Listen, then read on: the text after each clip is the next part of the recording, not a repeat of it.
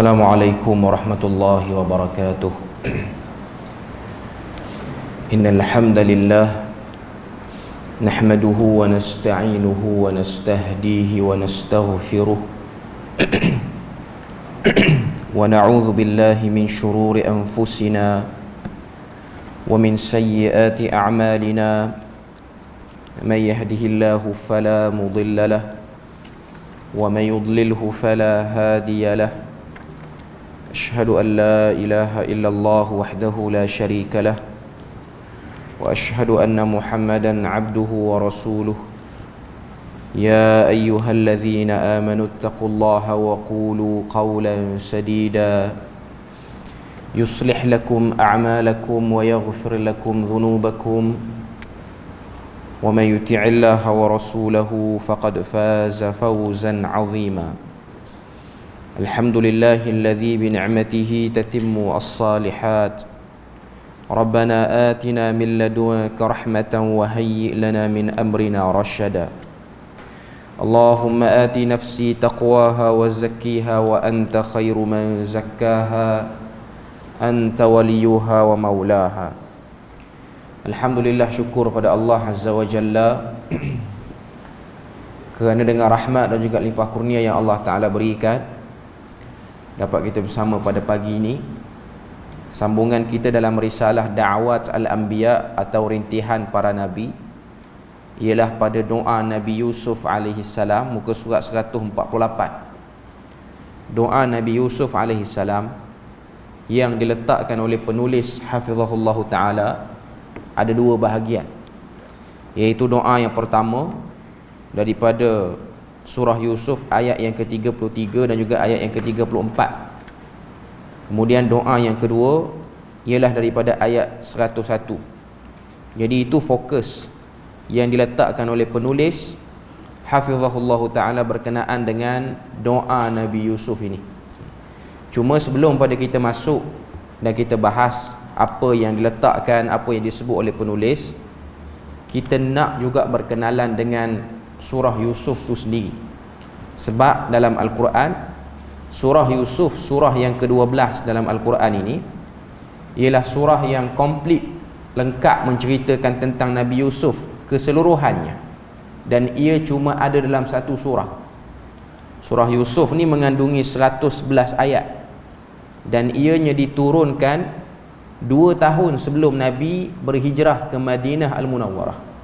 Itu menurut apa yang disebutkan oleh sebahagian para ulama, bahawasanya surah ini ada signifikan, ada relevannya bila mana turun dekat-dekat dengan dakwah Nabi nak habis dari Mekah, sebelum Nabi itu pergi ke Madinah ataupun hijrah ke Madinah Al-Munawwarah. Okay. Cuma sebelum pada kita bahas tentang kata apa-apa yang penting dalam surah ni, baru kita masuk pada perbahasan dalam kitab kita ni. Ada beberapa asar yang menunjukkan kecenderungan para sahabat terhadap surah ini, iaitu asar yang pertama ialah daripada riwayat Imam Malik dalam kitab beliau yang terkenal, iaitu Al-Muwatta, yang mana asar ini dibawa oleh satu orang tabi'in, namanya Abdullah bin Amir bin Rabi'ah. Amir bin Rabi'ah itu sahabat, Abdullah bin Amir itu ialah tabi'in, anak kepada sahabat. Abdullah bin Amir bin Rabi'ah, dia kata, sallaina wara'a Umar bin al-Khattabi as-subha. Kami pernah salat di belakang Umar al-Khattab, dan kami salat pada waktu itu ialah salat subuh. Faqara'a fiha. Umar yang menjadi imam dan juga Amirul Mukminin pada waktu itu, khalifah pada waktu itu, bila mana salat subuh ni dia suka baca surat Yusuf wa suratil Hajj. Dua surah, iaitu surah Yusuf dan juga surah Al-Hajj. Surah Yusuf ada 111 ayat, surah Al-Hajj ada 78 ayat. Kedua-duanya panjang, antara surah yang panjang lah. Okay. Qira'atun bati'ah. Kata Abdullah bin Amir bin Rabi'ah, Umar bila mana dia jadi imam, dia baca dua surah ni, surah itu dibaca dengan sangat perlahan. Bati'ah ni maksudnya bacaan tu slow, bukan suara dia perlahan. Tapi sebutan terhadap satu-satu kalimah tu dia sebut lambat-lambat. Maknanya kalau kita belajar dari ilmu tajwid ni, qiraat yang dia baca ataupun tingkatan bacaan dia tu ialah tartil ataupun bawah lagi pada tu. Yang paling laju ni ialah hadar, yang ni laju. Okay. Yang paling perlahan ialah tartil ataupun sederhana. Maknanya bacaan yang menghayati apa yang ada dalam surah itu. Faqultu, lalu kata Abdullah bin Amir bin Rabi'ah, wallahi idzan laqad kana yaqumu hina yatlu'ul fajru. Kemudian kata para sahabat, para tabi'in, antaranya lah Urwah bin Zubair, dia kata, demi Allah, jika demikianlah surah yang dibaca. Urwah bin Zubair ni anak kepada Zubair bin Al-Awwam, 10 orang sahabat yang dijamin syurga. Abang dia sahabat, dia tidak sahabat, sebab dia lahir Nabi dah wafat dah. Urwah bin Zubair, abang dia Abdullah bin Zubair. Abdullah bin Zubair ni lahir ketika mana Nabi dan para sahabat sampai di Madinah. Ini bayi pertama daripada kalangan muhajirin yang dilahirkan bila mana Nabi sampai ke Madinah Al-Munawwarah. Okay. Kata Urwah bin Zubair, Urwah bin Zubair ni daripada fuqaha us-sab'ah fil Madinah, 7 orang faqih yang alim di Madinah pada zaman Umar Al-Khattab. Dia kata, laqad kana, sekiranya itulah surah yang dibaca oleh Umar, maka kamu semua akan qiyam dalam salat subuh ni sampai yatlu'ul fajru, sehingga terbit matahari. Sehingga terbit matahari. Okay. Qala ajal, maka kata Abdullah bin Amir bin Rabi'ah, benar. Kalau 2 surah ni Umar baca, maka pasti kita orang akan siap salat subuh itu matahari dah keluar dah. Sebab tu kalau tengok dalam mazhab Abu Hanifah, mereka mentarjihkan salat subuh itu dilewatkan dekat-dekat dengan matahari nak keluar. Maknanya kalau kita sekarang ni kita punya subuh 6, dekat-dekat 6.20, 6.18, 6.19. Okay. Mengikut kaedah mazhab Abu Hanifah yang dipegang oleh kebanyakan Muslim di benua India ni, dia orang akan salat pada pukul 6.45 ataupun 6.50. Ataupun ada sebahagian yang lagi lewat, dia orang akan salat sekitar 7 suku sebab nak dekat dengan syuruk, baru dia orang salat. Itu mazhab Abu Hanifah. Mazhab Abu Hanifah. Kalau di Iraq ni antara tempat negara Arab yang kuat juga mazhab Abu Hanifah. Okay. Kalau orang tu dia jenis bangun subuh lambat, dia akan pergi masjid yang mazhab Abu Hanifah, mazhab Hanafi. Sebab masjid tu memang sembahyang lambat. Okay. Cuma kalau orang yang ada komitmen kerja, tak sempat lah benda ni. Okay. Zaman sahabat ni zaman orang tak masuk jabat office on time macam zaman sekarang. Bolehlah nak baca 2 surah panjang macam ni. 2 surah ni panjang tuan-tuan. 111 ayat campur 78 ayat. Panjang. Saya duk anggarkan mungkinlah sejam lebih salat subuh berlangsung pada zaman Umar. Dan yang menjadi imam itu ialah Umar Al-Khattab. Cuma dia suka baca surah ini waktu subuh. Okay. Tapi apa orang nak kata pada khalifah? Sebab dia khalifah. Orang tak puas hati pun, orang kena salat lah belakang dia. Sebab dia khalifah. Okay. Kemudian riwayat yang kedua, daripada satu orang yang bernama Al-Furafisah bin Umair Al-Hanafi. Dia kata, ma akhadtu surata Yusufa illa min qira'ati Uthman bin Affan iyyaha fi subhi min kathrati ma kana yuraddiduha lana. Al-Furafisah bin Umair ni dia tabi'in. Dia kata, tidaklah aku mengambil hafalan surah Yusuf melainkan melalui bacaan Uthman bin Affan. Ini zaman Khalifah Uthman, yang sering membacanya ketika salat subuh disebabkan beliau banyak mengulangi bacaan surah Yusuf itu kepada kami. Okay, surah Yusuf ini antara surah yang, pengalaman saya lah, kalau hafal Quran dulu, antara surah yang payah untuk nak lekatlah kepala. Wallahu a'lam, tak diketahui kenapa. Cuma kalimah-kalimah dia, bagi saya lah, kalimah-kalimah yang ada dalam surah Yusuf ni dia payah sikit nak sebut. Bagi orang-orang yang orang kata apa, lidah tu payah nak sebut perkataan Arab, surah Yusuf adalah surah yang terbaik untuk dijadikan sebagai latihan sebut perkataan Arab. Dia banyak perkataan-perkataan yang mencabar. Sebab situ kita kena dengung, lepas pada tu kita kena izhar balik. Dia banyak hukum-hukum yang kena jagalah dalam surah tu. Okay. Dan surah Yusuf ni sinonim dengan masyarakat Melayu, cuma pada beberapa bahagian. Antara tempat yang sinonim masyarakat Melayu dengan surah Yusuf ini ialah ayat yang keberapa? Ayat yang keempat daripada surah Yusuf, iaitu ayat yang berbunyi, idh qala Yusufu li abihi ya abati inni ra'aitu ahada asyara kawkaba wasyamsa wal qamara ra'aituhum li sajidin. Sebab disangka ayat ini ialah ayat pengasih. Orang duk minat yang itulah. Okay. Orang duk minat yang tu. Orang tak minat yang 110 lagi tu, orang tak peduli sangat. Orang duk peduli pada ayat keempat ni. Okay. Sebenarnya kita kena tengok pada ayat yang sebelum pada tu, iaitu ayat yang ketiga. Allah Ta'ala sebut nahnu naqussu 'alaika ahsanal qasas. Kami menceritakan kepada kamu sebaik-baik cerita. Tuhan sifatkan surah Yusuf ni sebaik-baik cerita. Maknanya dia satu isyarat yang besar untuk diberi perhatian. Sebab nama Nabi Yusuf amat minima disebut dalam Al-Quran. Pertamalah surah Yusuf, kedua surah Ghafir, ketiga surah Al-An'am. 3 surah ni saja yang sebut nama Nabi Yusuf. Cuma yang paling komplit ialah surah Yusuf. Dan surah Yusuf ni bermula dengan cerita, orang kata apa, mimpi Nabi Yusuf pada ayat yang keempat itulah.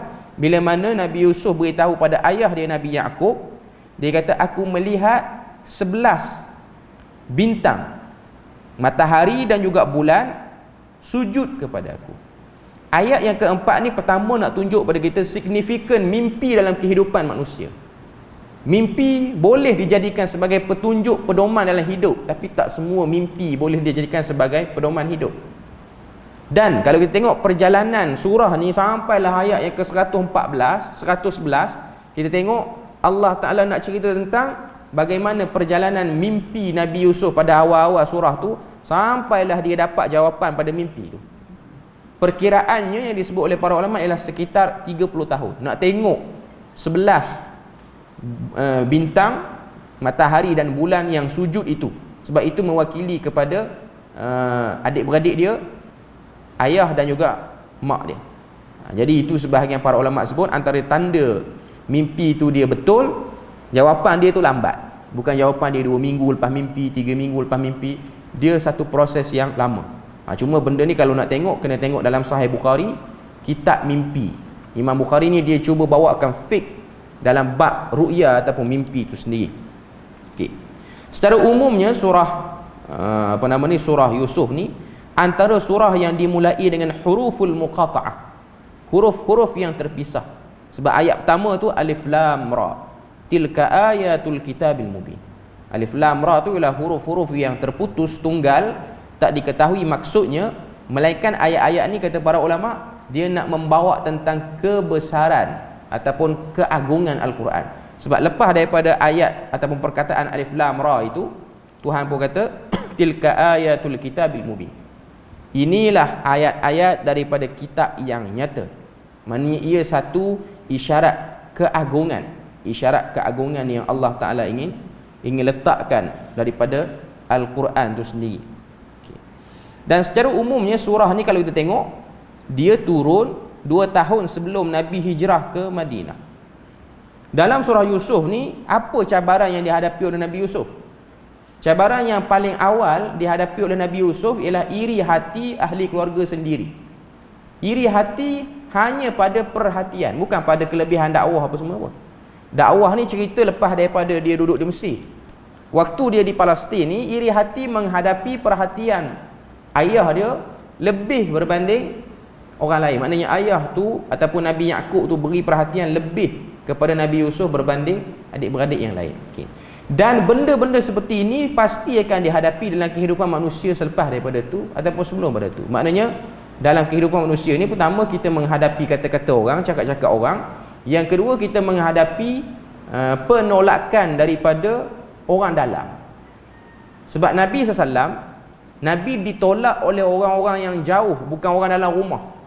Orang dalam rumah, maknanya isteri Nabi ke, adik-beradik Nabi ni dia tak ramai lah, dia tak ada adik-beradik yang lain. Okay.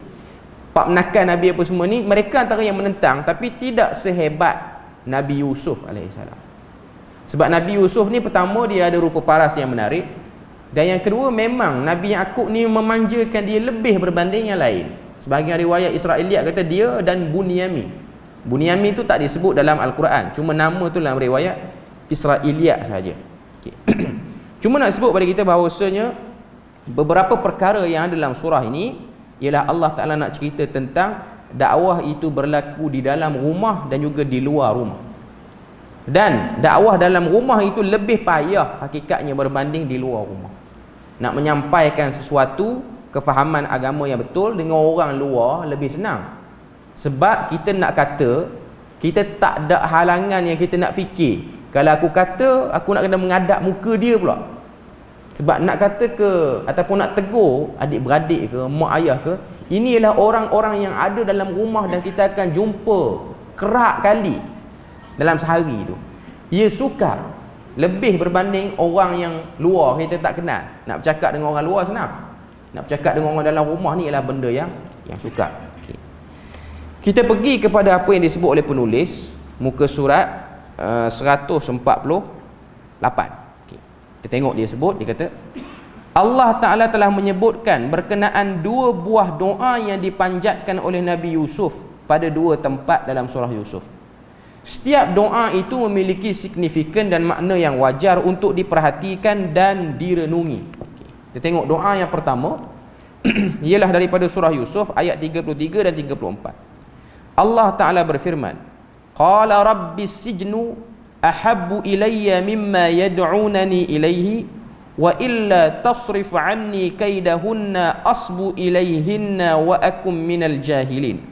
Fastajaba lahu rabbuhu fasarafa anhu kaidahun innahu huwas sami'ul alim. Dia Yusuf telah berkata, wahai Tuhanku, penjara adalah lebih baik disukai padaku daripada apa yang mereka mengajak aku kepadanya. Dan jika tidaklah engkau memalingkan dariku rancangan jahat mereka, nescaya aku akan cenderung kepada mereka dan akan menjadilah aku dari kalangan orang-orang yang jahil. Maka Tuhannya telah memperkenankan baginya, lalu dia telah memalingkan daripadanya rancangan jahat mereka, kerana sesungguhnya dia benar-benar dialah yang maha mendengar, yang maha mengetahui. Okay. Ayat 33, ayat 34 surah Yusuf cerita doa Nabi Yusuf. Doanya di mana? Rabbis sijnu ahabbu ilayya mimma yad'unani ilayhi wa illa tasrif anni kaidahunna asbu ilayhinna wa akum minal jahilin. Itu doa dia, iaitu Nabi Yusuf minta pada Allah Azza wa Jalla supaya dimasukkan ke dalam penjara berbanding duduk luar pada penjara, sebab suasana di sekeliling pada waktu itu tidak sehat. Mesir pada waktu itu diperintah oleh raja yang bukan daripada bangsa sendiri. Waktu zaman Nabi Musa lebih kemudian pada Nabi Yusuf. Zaman Nabi Musa, pemerintah Mesir digelar dengan nama Malik. Sebab tu kalau kita baca surah Yusuf, kita akan tengok waqalal Malik, berkata Malik sekian. Malik itu ialah maksudnya raja. Okay. Malik itu menunjuk kepada pangkat bagi satu orang raja yang menakluk kawasan itu, dan raja tu bukan bangsa situ. Beza dengan kita baca cerita Nabi Musa, yang bertemu dengan Nabi Musa ni ialah Fir'aun. Itu gelaran baru selepas jatuhnya raja luar, dan orang Mesir mulai memerintah dengan kemampuan diorang sendiri. Maknanya diorang lantik bangsa diorang. Mesir bukan bangsa Arab. Bangsa Mesir ni namanya Qibti.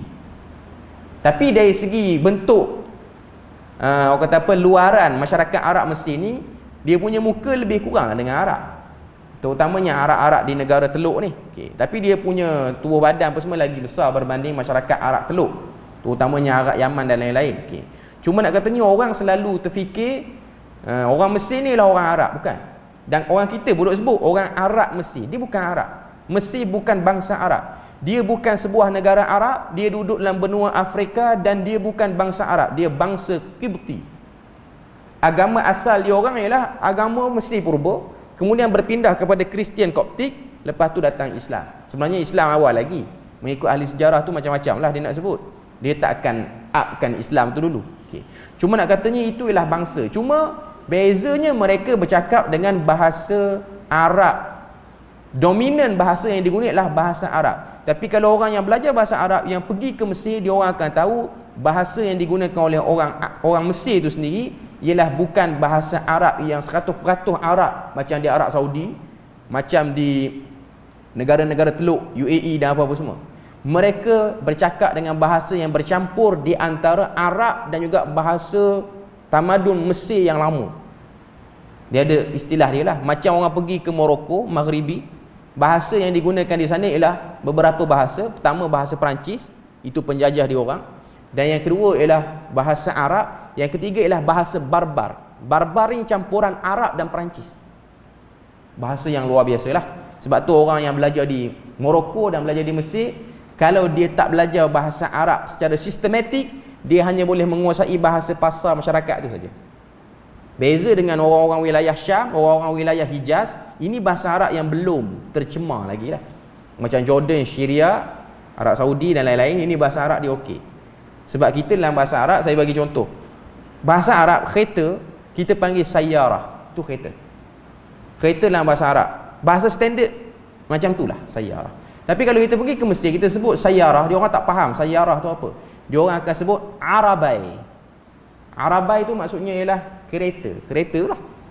Arabai. Arabai ni dalam bahasa Arab standard, ianya ialah kursi roda yang orang sakit tu. Tapi di Mesir, dia sebut arabai, maksudnya ialah kereta. Arabai.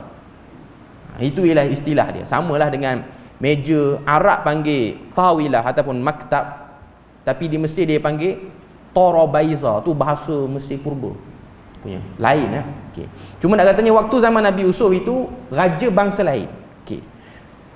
Waktu tu antara kebiasaan yang berlaku ialah isteri-isteri kepada pemimpin besar ataupun orang-orang rapat dengan raja ni, mereka melakukan zina secara berleluasa. Mereka nak dengan siapa-siapa, mereka boleh buat. Dan benda tu bukan benda yang salah lah pada kebiasaan mereka. Dan Nabi Yusuf duduk dalam suasana itu. Jadi Nabi Yusuf ni, dengan sebab Allah Ta'ala uji dia dengan kecantikan paras rupa dia, benda tu mendorong untuk dia jatuh ke dalam benda tak elok itu, iaitu zina yang dianggap biasa. Lalu dia berdoa pada Allah Ta'ala, Rabbis sijnu ahabbu ilayya mimma yad'unani ilaih. Wahai Tuhan, aku lebih suka duduk dalam penjara berbanding aku duduk dengan orang-orang ni yang mana dia orang ni fikir macam mana untuk tarik aku ke kancah zina itu. Okay. Dalam realiti hidup kita hari ni, negara kita ataupun suasana masyarakat hari ni, benda-benda yang bersifat lucah, benda-benda yang bersifat kebebasan, hubungan seks bebas apa-apa semua ni, dia taklah sehebat zaman Mesir purba ni dulu ataupun zaman Mesir ni, zaman Nabi Yusuf ni. Okay. Cuma nak katanya dakwah ke arah itu tu dah ada. Jadi khususnya golongan yang muda lah, mereka perlu tadabbur surah Yusuf ni. Memang manusia ni waktu usia dia muda, dia masuk umur 20-an, nak pergi ke umur 39 ataupun umur 30-an, ini waktu tubuh badan manusia ni dia elok. Kalau dia nak handsome pun kemuncak dia situ. Kalau dia nak cantik pun kemuncak dia situ. Okay. Tapi yang pasti anda tak akan lebih handsome daripada Nabi Yusuf. Sebab yang tu ialah hak Nabi Yusuf dah. Waktu Nabi Yusuf, Nabi Muhammad Isra' dan Mi'raj, dia tengok Nabi Yusuf di langit ke berapa, dia kata telah diberi kepada Yusuf ini nisful jamal, separuh daripada kecantikan. Tidak ada pada orang lain melainkan ada pada Nabi Yusuf. Okay. Maknanya dari segi aset tubuh badan Nabi Yusuf tu memang boleh menjadi sebab yang kuat untuk dia masuk ke kancah zina itu. Sebab orang yang nak terlibat dengan benda-benda macam ni bukanlah orang yang muka tak segak, kena muka yang segak lah, nak pergi ke arah itu. Okay. Dan kalaulah kita yang hidup di akhir zaman ini terjatuh ke kancah itu dengan muka tak berapa segak, nak segak dengan Nabi Yusuf tu jauh lah. Okay. Tak padan lah, sebab Nabi Yusuf pun tak terkena benda tu. Nabi Yusuf tak terkena. Cuma usaha yang kita lakukan itu kadang-kadang kurang kuat.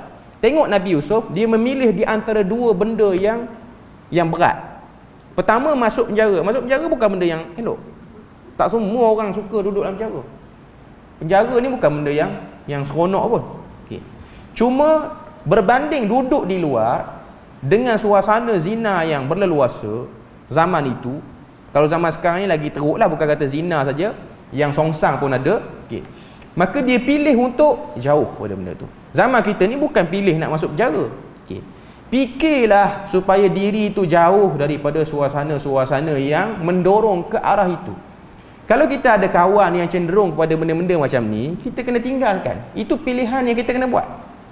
Kalau kita duduk dalam suasana kerja kita, dia benda-benda ke arah benda-benda seperti ni, zina ke, songsang, LGBT apa semua ni, dia bermula dengan cakap. kebanyakan kita tengok dia bermula dengan bercakap. Ada orang dia suka bercakap benda-benda lucah ni, mesej dia ke, dia bercakap. Ini ialah tanda-tanda awal nak pergi ke arah itu. Sebab tu Nabi larang satu orang dia bercakap benda yang lucah, benda-benda dalam kain. Bahkan lebih teruk kalau tempat kuliah ini sebahagian ustaz-ustaz sebut benda-benda seperti itu lagi teruk lah. Tak boleh. Sebab benda tu dia normalize ke arah benda tu. Benda tu ialah benda yang membuka ke arah benda tu. Jadi Nabi Yusuf alaihissalam dia tinggalkan. Sebab tu kalau tengok pada muka surat 149 tu dia kata, doa ini merupakan salah sebuah bentuk manifestasi ketakutan kepada Allah dengan memohon pemeliharaannya dalam terjebak dalam dosa dan pencegahan daripada terperangkap dengan hasutan jahat, terutama hasutan dan fitnah wanita yang merupakan ujian paling berat buat lelaki. Bahkan Nabi SAW pernah bersabda dalam riwayat Bukhari dan Muslim, ma taraktu ba'di fitnatan adarra 'ala ar-rijali minan nisa. Tiada ujian yang lebih memudaratkan bagi lelaki berbanding ujian dengan perempuan. Daripada hadis ni ada satu orang tabi'in nama dia Sufyan Ats-Tsauri. Sufyan Ats-Tsauri ni tokoh hebat. Dia kata kalau aku ditinggalkan dengan satu lambakan duit yang banyak, maknanya kalau orang tinggal aku lepas tu letak dalam tempat tu duit yang banyak, aku tak terkesan dengan duit tu, aku tak ambil. Tapi kalau kamu tinggalkan aku dengan perempuan, aku tak jamin aku boleh aman daripada fitnah itu. Tuan-tuan boleh bayang, saya baca kata-kata ni, zaman Sufyan Ats-Tsauri ni, orang perempuan dia bukanlah tak pakai baju macam zaman kita. Zaman tu orang pakai elok. Tambah pula zaman tu ialah zaman keemasan lagi, sahabat duk ada lagi. Okay. Zaman tu pun tabi'in kata kalau tinggal aku dengan perempuan, zaman tu media pornografi ni confirm tak ada. Takkan masuknya ad apa. Okay. Sufyan Ats-Tsauri kata aku rasa aku tak aman kalau aku duduk dengan perempuan. Takkanlah kita yang zaman mutaakhir ni, yang kita duduk seorang, melintah macam-macam link, macam-macam apa dalam telefon kita, tengok orang perempuan yang Muslim pun tak berapa nak pakai baju, kita rasa okey saja kot, tak ada apa-apa. Mustahil benda tu. Benda tu mustahil.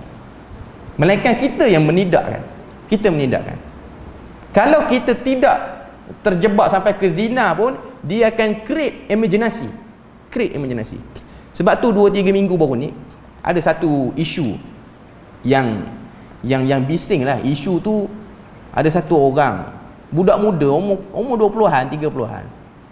Dia ni belajar di satu pusat pengajian tradisional, pondok lah, saya tak nak cerita pondok apa. Dia buat satu video TikTok ni satu application orang muda sini ramai di situ. Okay.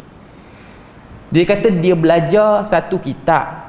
Tak pastilah betul ataupun tidak. Saya tak rasa kitab ni dibuka secara open sangat di pengajian-pengajian tradisional di Malaysia ni. Nama dia Fathul Izar. Fathul Izar ni ialah kitab yang ditulis oleh satu orang kiai mana di Indonesia. Dalam kitab ni ilmu untuk melakukan hubungan dengan suami isteri dalam tu. By position, saya nak sebut pun jadi malu benda ni. Cuma itulah yang ada dalam kitab tu. Nak tengok kemaluan perempuan ni daripada luaran. Dia promote lah video tu.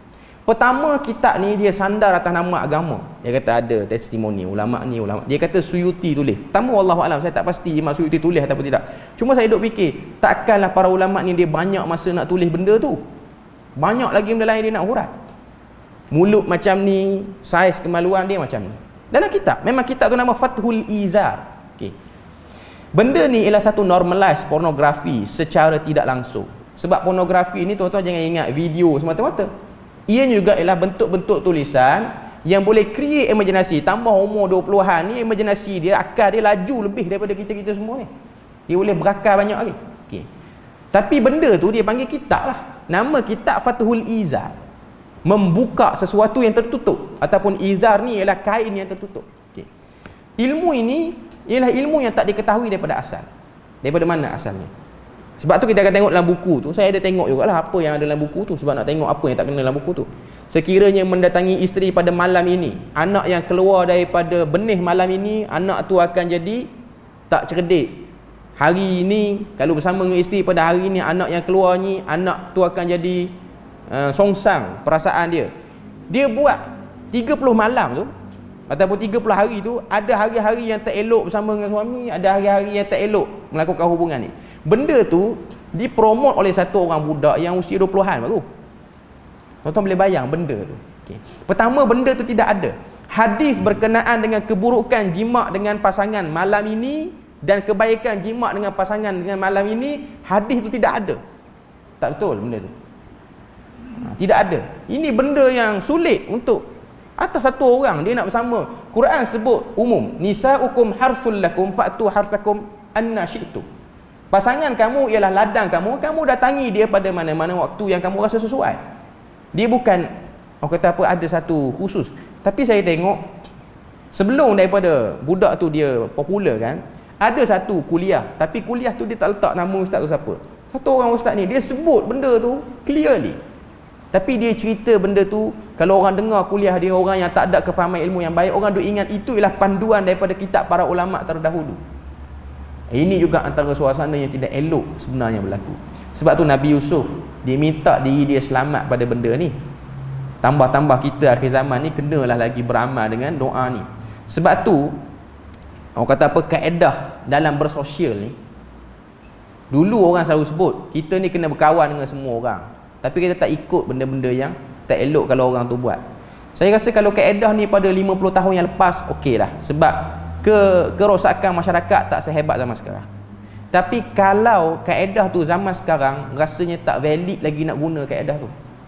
Kalau kita tengok kawan kita ni dia problem, kita kena hindarkan diri. Sebab memang hakikatnya manusia ni dia terkesan. Dan kebanyakan kerosakan manusia ni dia datang daripada orang sekeliling dan orang yang paling rapat. Tambah budak-budak sekolah, remaja apa semua. Kalau dia rasa kawan dia tak membantu dia, dia kena tinggalkan. Walaupun orang kata dia menyombong ke, dia jenis air solid ke, tapi itulah pilihan yang perlu anda buat, seperti mana yang dibuat dan dilakukan oleh Nabi Yusuf. Dia pilih nak pergi ke penjara sebab sekeliling dia tak elok dah. Sedangkan dia seorang Nabi, satu orang yang dia punya connection dengan ketuhanan lagi kuat berbanding orang lain. Nabi pun memilih untuk isolate pada orang kalau dia rasa suasana tu tak elok. Ini ialah benda budaya yang kadang-kadang orang kata macam kalau orang yang buat benda ni dia anti-sosial. Bukan isu anti-sosial, tapi kitalah yang menjaga keselamatan kita di akhirat nanti. Kita yang bertanggungjawab terhadap apa yang kita buat. Kalau kita nak selamat, kita terpaksa buat pilihan tu. Orang nak kata pada kita berapa hari, tapi yang menanggung perasaan itu. Sebab sekali terjebak dengan benda tak elok, nak keluarnya bukan mudah. Dia satu benda yang sukar, satu benda yang susah. Jadi kita tengok macam mana Nabi Yusuf dia berdoa kepada Allah Azza wa Jalla, dan apa yang Allah Ta'ala respon pada doa dia. Ayat 34, fastajabalahu rabbuhu, Allah Ta'ala mustajabkan doa itu. Fasarafa anhu kaidahunna, lalu Allah Ta'ala memalingkan Nabi Yusuf daripada tipu daya. Tengok perkataan yang diguna oleh Al-Quran, kaidahun. Zina ni dia bukan tarik masuk dalam bilik terus, bukan. Dia ada tipu daya dia dulu. Makin moden zaman tu, tuan-tuan percayalah, makin moden, pintu ke arah ini dia makin juga moden. Sebab tu dalam Quran sebut wala taqrabu, jangan kamu mendekati apa-apa saja yang mendorong ke arah itu. Apa-apa saja. Maknanya mesej dengan orang ni semacam, oh stop mesej dengan orang macam ni. Ni untuk orang-orang muda lah. Okay. Untuk orang-orang yang kata apa, yang muda belia lagi ni, kalau dia rasa dia orang ni something, kita ragui. Tambah sama sekarang ni zina satu hal, yang lebih teruk lagi ialah songsang. Maknanya lelaki dengan lelaki, perempuan dengan perempuan. Ini lagi masalah yang lagi teruk lah. Lagi banyak kena minta perlindungan daripada Allah Azza wa Jalla. Cuma saya tengok antara punca berlaku benda macam ni, terlampau banyak waktu, masa kosong dalam fasa umur ni. Memang tak dapat dinafikan. Remaja ni bila mana dia keluar daripada alam sekolah menengah dia habis SPM, dia nak pergi ke alam universiti. Alam universiti lah alam yang dia belajar, tapi waktu kosong dia banyak. Sebab tu kita tengok budak-budak universiti ni dia nak pergi berjalan situ, dia sewa kereta pergi sini. Melainkan dia belajar negara-negara yang susah, tu cerita lain lah. Belajar negara-negara yang kata apa, yang penat. Macam kawan-kawan saya ada sebahagian belajar di Sudan. Sudan ni nak pergi hora kat mana? Tak ada tempat yang menarik pun. Nak tidur pun kena sembah air sebab negara tu panas. Duduk saja-saja muka dah penuh debu sebab suasana dia tak menarik pun. Beza dengan kita di Malaysia ni, orang nak pergi situ sini, banyak pilihan. Okay. Ataupun negara yang mahal, macam di Jordan ni mahal sangat, nak keluar pergi beli barang mahal sangat. Apatah lagi nak orang kata nak pilih nak pergi jalan tempat-tempat yang memang kos tinggi. Okay. Cuma nak katanya ialah dengan banyaknya waktu kosong menyebabkan banyaklah akal-akal yang akan datang masuk. Itu antara sebab. Sebab tu kalau kita tengok orang-orang muda dia perlu isi suasana dia ataupun orang kata apa, dia punya kehidupan dia ke arah yang baik. Okay. Saya bukan nak angkat mana-mana negara. Okay. Cuma saya tengok dengan mata kepala saya sendiri. Kalau di Arab Saudi, suasana dia agak berbeza. Tak semua. Tambah sekarang dengan berlakunya problem di kalangan pemimpin dia orang dengan adanya mausimur riak. Konsert selama 3 bulan di Riyadh tu mengarut tu sebenarnya. Okay. Cuma saya nak kata yang saya tengok di universiti-universiti di sana, khususnya di Universiti Islam lah, Universiti Islam Madinah ni. Orang muda ni dia banyak program. Siang hari ni banyak program kalau hari cuti. Dalam Masjid Nabawi tu daurah taksil ilmu yang pelbagai. Daurah ni maksudnya baca kitab. Tapi apa sebab orang sana nak pergi? Mesti ada satu benda yang menarik inisiatif pada kerajaan dia. Okey. Ada imbuhan-imbuhan yang boleh menarik orang muda. Benda tu memang orang kata bab dunia, tapi benda tu saya rasa perlu difikirkan jugalah. Perlu difikirkan. Kalau tengok dalam Masjid Nabawi ni dia ada halaqah hafal Quran, halaqah hafal matani. Menyebabkan orang muda dia banyak waktu yang perlu dia penuhi, dia kena ikut. Sebab benda tu free. Okey. Dan yang kedua, kalau orang tu dia mengikuti program tu, dia ada allowance khusus. Dia ada allowance khusus dia. Okey.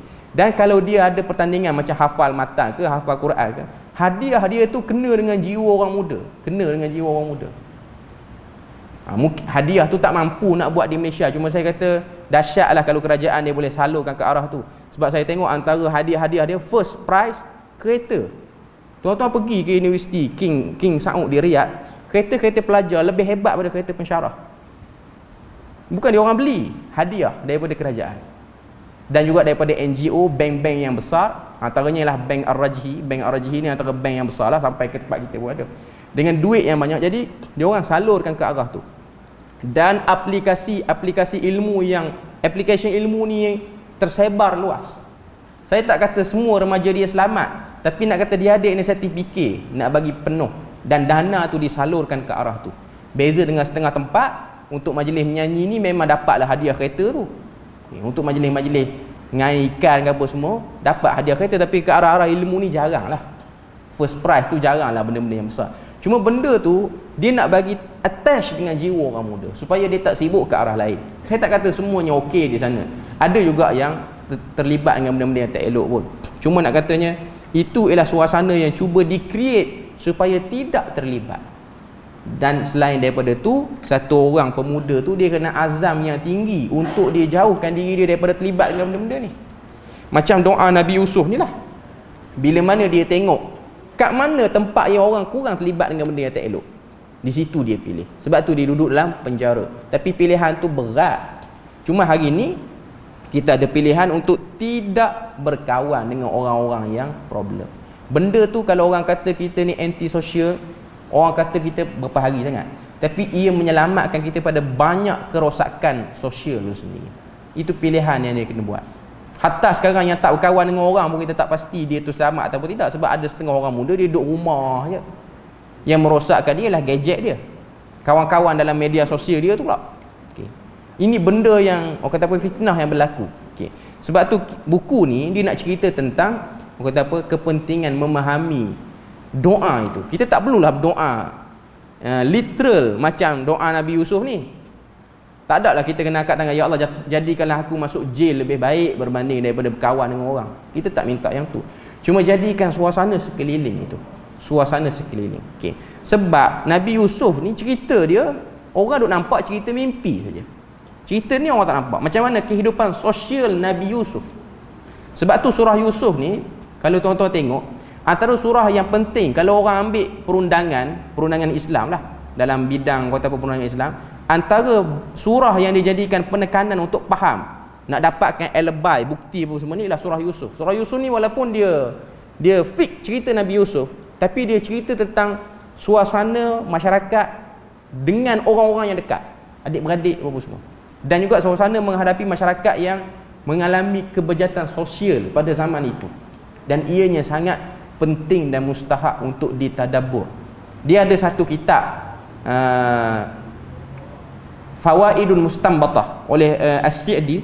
Alhamdulillah kitab tu dah ada dalam terjemahan bahasa Melayu, dua bahasa, macam yang kita baca tiap-tiap malam Selasa tu, daripada syarikat yang sama.